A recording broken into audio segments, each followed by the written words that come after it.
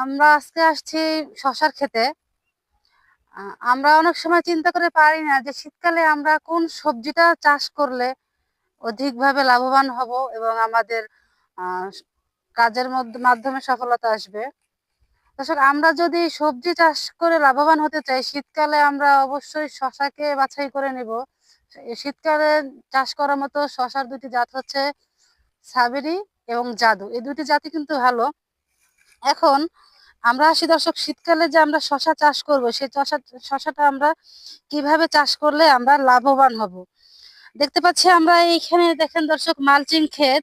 এই মালচিং ক্ষেতে শুধু এই একবার না, এখানে কিন্তু পরপর 3বার চাষ করা হয়েছে। এর আগে করলা ছিল, করলার পরে এই শশা চাষ করা হয়েছে। মালচিং পদ্ধতিতে আমরা কেন চাষাবাদ করব?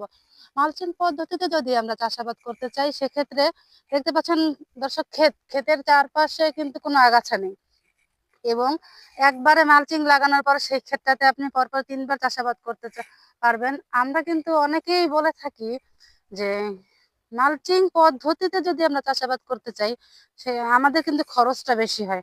সেই খরচের ভয়ে আমরা কিন্তু মালচিং পদ্ধতিতে চাষাবাদ করতে পারি না।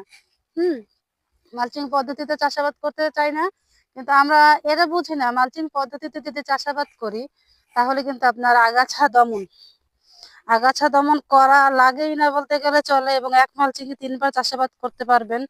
মালচিং এর যে উপরের যে সিলভার কালারটার জন্য কিন্তু পোকা, রোদের আলো যখন পড়ে তখন কিন্তু আপনার পোকার উপদ্রবটা থাকে না বললেই চলে। এবং আমরা আধুনিক পদ্ধতিতে যদি চাষাবাদ করতে চাই, সেক্ষেত্রে আরেকটা পদ্ধতি নিতে পারি আমরা। সাধারণ যে মাচায় আমরা চাষাবাদ করি, সেই মাচা চাষাবাদ না করে, এখানে দেখতে পাচ্ছেন ইংরেজি এ অক্ষরের মতো প্যাটার্ন, সুতরাং এই যে এই এই অক্ষরের প্যাটার্নের মতো যদি চাষাবাদ করি, আমাদের আহ খরচটা কিন্তু একটু বেশি হলেও এর জন্য এই এক মাচে 3বার চাষাবাদ করতে পারবেন। দেখেন, দুই পাশে দুটা বাঁশের কঞ্চি দেয়া, এটা উচ্চতা 7 ফিট, উপরে একটা রক দিয়ে একটা নেট দেয়া, একেবারে ইজি। এটা কিন্তু তেমন কঠিন কিছু না। আমরা যে আজকে শশার ক্ষেতটাতে আসছি দর্শক, এর বয়স কিন্তু বেশি না, মাত্র 35 দিন।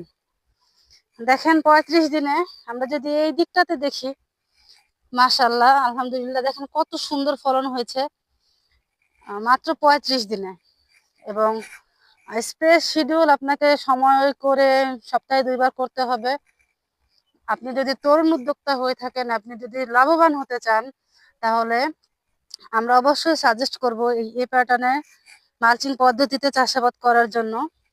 আমাদের চ্যানেলটি থেকে যদি নিত্য নতুন পরামর্শ পেতে চান, তাহলে অবশ্যই চ্যানেলটি সাবস্ক্রাইব করবেন, লাইক, শেয়ার তো করবেনই, সেই সাথে নোটিফিকেশনটি অন করে রাখবেন। ধন্যবাদ।